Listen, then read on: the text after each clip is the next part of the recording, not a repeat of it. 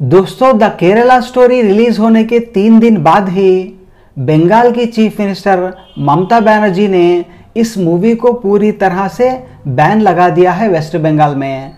यानी 3 दिन के बाद चौथे दिन से लेकर किसी भी थिएटर में वेस्ट बंगाल में इस मूवी को नहीं चलाया जा सकता।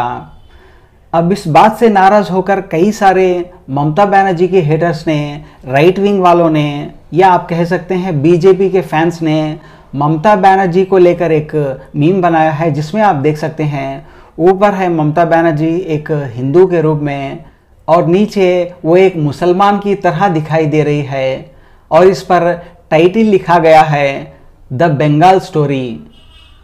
यानी किस तरह से ममता बनर्जी एक हिंदू से मुसलमान बन गई, इस चीज़ को बताया जा रहा है इस मीम में। अब भारतीय जनता पार्टी की एक पुरानी स्ट्रैटेजी रही है कि कभी भी अपने अपोजिशन को अगर वीक करना हो तो उसे मुसलमान साबित कर दो। जैसे कि राहुल गांधी को राहुल गांधी खान बनाया गया, अरविंद केजरीवाल को केजरुद्दीन खान बनाया गया, इसी तरह से ममता बनर्जी को भी ममता बेगम और ममता बानो बताया जा रहा है। तो ये बीजेपी की सबसे सक्सेसफुल स्ट्रैटेजी रही है।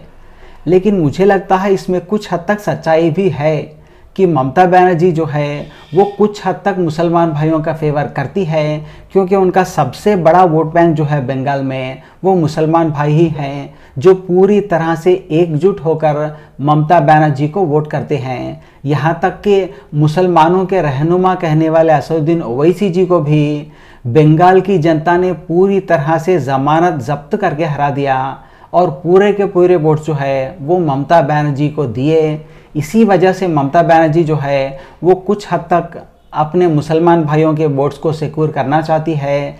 इसीलिए रिसेंटली उन्होंने एक बयान में भी कहा था कि हनुमान जयंती की रैली को मुस्लिम एरियाज में नहीं जाना चाहिए, जबकि एक संवैधानिक पद पर बैठी हुई ममता बनर्जी एक चीफ मिनिस्टर, उनको इस तरह से एरियाज को मज़हबों और धर्मों में नहीं बांटना चाहिए था कि ये मुस्लिम एरिया है, ये हिंदू एरिया है, ये सिख एरिया है। क्योंकि सेकुलर कंट्री में जो है वो सारे के सारे एरियाज़ जो है वो पूरे हिंदुस्तानियों के हैं, ना कि कोई मुस्लिम एरिया है ना कोई हिंदू एरिया है।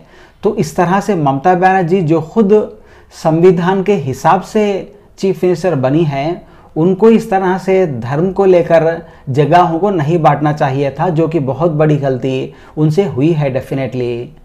तो शायद मुसलमान भाइयों को इम्प्रेस करने के लिए उन्होंने ये शब्दावली का उपयोग किया है। तो ये गलती तो डेफिनेटली उनकी माननी चाहिए। लेकिन इसके बाद भी ओवरऑल पे ये डेफिनेटली कहा जा सकता है कि ममता बनर्जी जो है वो जनता द्वारा चुनी गई एक अच्छी पॉलिटिशियन है। बाकी आप इस मीम को लेकर क्या सोचते हैं, आप मुझे कमेंट बॉक्स में लिखकर बताएं। Thank you so much guys.